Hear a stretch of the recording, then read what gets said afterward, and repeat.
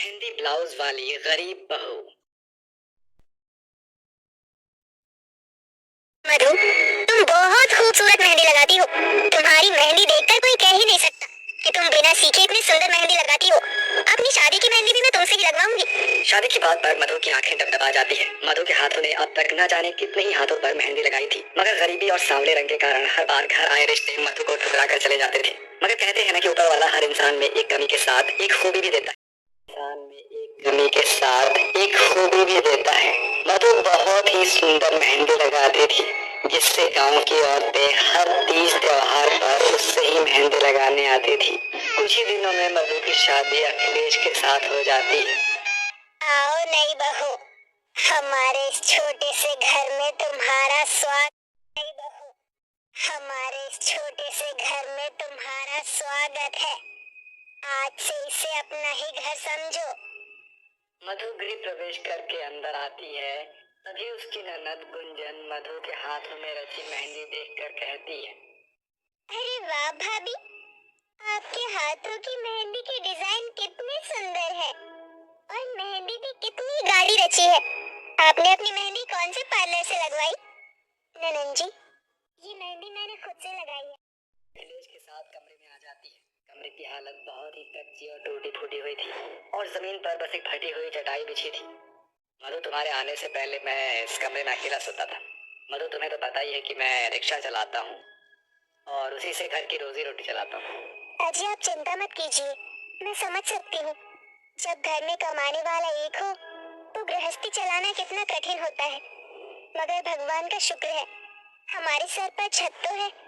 भले ही मधु का रंग सांवला था, मगर उसके स्वभाव ने अखिलेश का दिल जीत लिया था। बहुत ही जल्द मधु अपने गरीब ससुराल में ढल गई। फिर एक दिन जब मधु बाजार से सब्जियां लेकर लौट रही थी, तभी वो मेहंदी के ढेरों पौधे देखकर रुक गई। अरे वाह, कितने सारे मेहंदी के पौधे हैं, इन्हें तोड़कर घर ले जाती हूँ।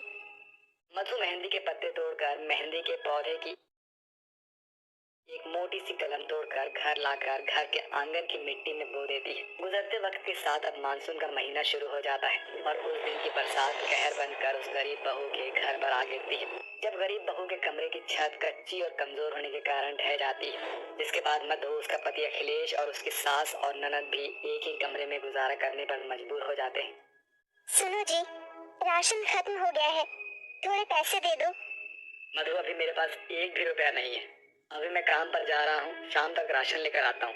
ये बोलकर अखिलेश रिक्शा लेकर निकल जाता है। जहाँ पूरा चौक बाजार बारिश के पानी से भर होता है, जैसे तैसे एक सवारी उसके रिक्शे पर बैठता है। तभी उसका रिक्शा खड्डे में फंस जाता है और रिक्शे का टायर फट जाता है। हताश होकर वो जैसे तैसे रिक्शा को खींचकर घर लाता है।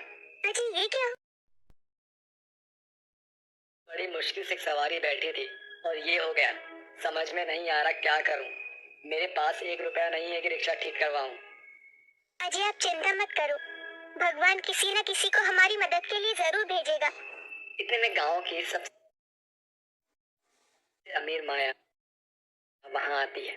अरे मधु बहू, आज शाम को मेरी बेटी किंजल की मेहंदी है, तो आ जाना। जी ठीक है काकी। शाम को मधु अपनी सास ननद के साथ मेहंदी में आती है। कुछ देर बाद, मम्मी इतनी देर हो गई, ये मेहंदी वाली कहाँ रह गई? अभी तक आई क्यों नहीं? अरे किंजल, उसने इन मौके पर आने से मना कर दिया। मेहंदी लगानी आती है, किंजल को मैं मेहंदी लगा दूंगी। किंजल जल्दी से हाथ आगे बढ़ा देती है और मधु उसे बहुत ही सुंदर मेहंदी लगाती है, जिससे सभी मधु की जमकर तारीफ करते हैं और माया खुश होकर मधु को 500 रुपए दे देती है, जिसमें से मधु आधे पैसे से घर के लिए राशन खरीद कर बाकी के पैसे अखिलेश को रिक्शा ठीक करवाने के लिए दे देती है। अगले दिन से अखिलेश रिक्शा चलाने लगता है। सुनो भैया, जल्दी से प्लाजा बैंक्वेट ले चलो। जी मैडम जी। पल्लवी जैसे ही रिक्शे पर बैठती है तो टाइट होने के कारण उसकी ड्रेस बैक साइड से फट जाती है। ओह नो, ये अभी ही होना था। Shit shit shit. क्या हुआ मैडम जी, आप इतने परेशान क्यों हैं? भैया, मेरी ड्रेस फट गई है, क्या करूं? मैडम जी, यहाँ पास में ही मेरा घर लाकर मधु को सारी परेशानी बताकर वहाँ से चला जाता है। देखो ना, मेरी ड्रेस फट गई। पल्लवी के ड्रेस के फटे हुए हिस्से को काट देती है। ये तुमने क्या किया? तुमने तो मेरी ड्रेस को और भी ज्यादा बर्बाद कर दी। अब ये बैकलेस ड्रेस मैं फंक्शन में पहन कर मैडम जी, आप मुझ पर यकीन रखिए और घूम जाइए। पल्लवी मधु की तरफ पीठ करके बैठ जाती है। इसके बाद मधु उसकी बैकलेस ड्रेस बहुत ही खूबसूरत मेहंदी ब्लाउज डिजाइन बना देती है। गरीब बहू का बनाया हुआ मेहंदी का ब्लाउज डिजाइन पल्लवी को बहुत ही ज्यादा पसंद आता है। Oh wow! पल्लवी अपने पर्स से 5,000 रुपए निकाल कर उस गरीब बहू को देकर चली जाती है। फंक्शन में पहुंचती है तो सभी लड़कियां उसकी मेहंदी ब्लाउज डिजाइन को देखती रह जाती है।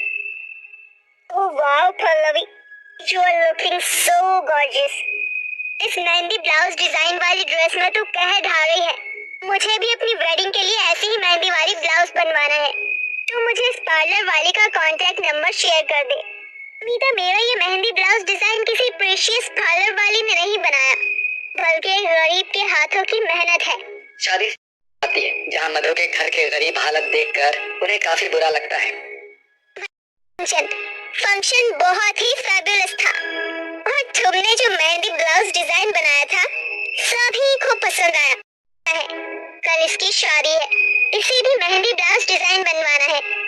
वैसे शादी कर हाथ पैरों पर भी वेडिंग मेहंदी लगवानी है, तो मैं तुम्हें 25,000 दे दूं। 25,000? अच्छा, तो फिर 30,000 ले लेना।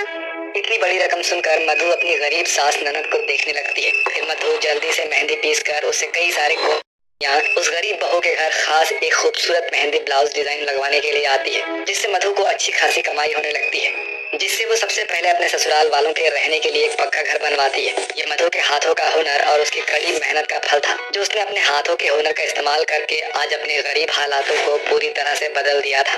अरे बहन, और तुझे क्या बताऊं। तो बच्चों, हमें इस कहानी से ये सीखने को मिलता है कि हमें एक हुनर सीखना चाहिए, एक स्किल सीखना चाहिए, ताकि वो स्किल हमारे फ्यूचर में काम आ सके।